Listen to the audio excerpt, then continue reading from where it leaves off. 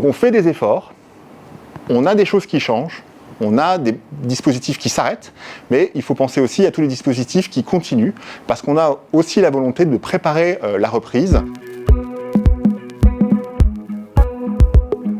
Comme de nombreuses familles calédoniennes, nous sommes très impactés par les exactions qui ont débuté le 13 mai l'année dernière. On a nos recettes fiscales qui se sont effondrées. On a perdu 9 milliards de recettes sur l'année 2024. On va vraisemblablement en perdre autour de 11 sur l'année 2025. Et donc le budget de la collectivité, il est comme le budget de la famille, comme le budget de chacun. Il doit être en équilibre. Il doit y avoir autant de dépenses que de recettes. Donc quand les recettes diminuent, comme c'est notre cas, il faut qu'on revoie toutes les dépenses. Première dépense que l'on a revue, c'est les dépenses internes de la collectivité. On avait déjà fait un effort depuis le début de la mandature, puisque la situation était déjà compliquée. On avait supprimé 150 postes. Et il y a de nouveau un travail qui est fait pour réduire, diminuer la masse salariale, faire des efforts sur les crédits de remplacement, montrer que la collectivité, elle est déjà exemplaire en elle-même dans sa gestion pour faire ses économies. Mais ça ne suffira pas. Il faudra aussi qu'on revoie, et on a commencé à le faire en fin d'année dernière, tous nos dispositifs, toutes nos interventions.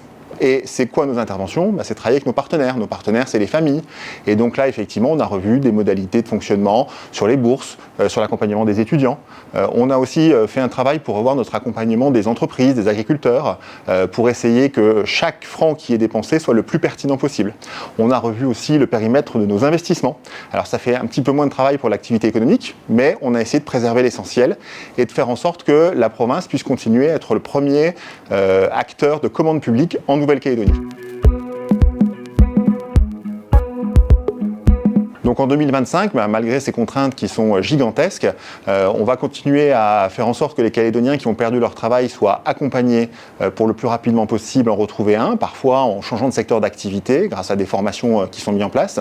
On va faire en sorte de préserver pour les boursiers la capacité de pouvoir aller à la cantine chaque jour. On va travailler aussi pour nos étudiants pour qu'ils continuent à mener à bien leurs projets, à partir faire des études à l'extérieur du territoire et on espère demain revenir avec des compétences encore plus affirmées.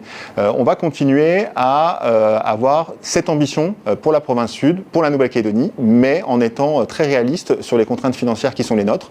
On ne pourra faire que ce qu'on aura pu financer et ça va impliquer bien sûr de changer des pratiques, de changer des habitudes.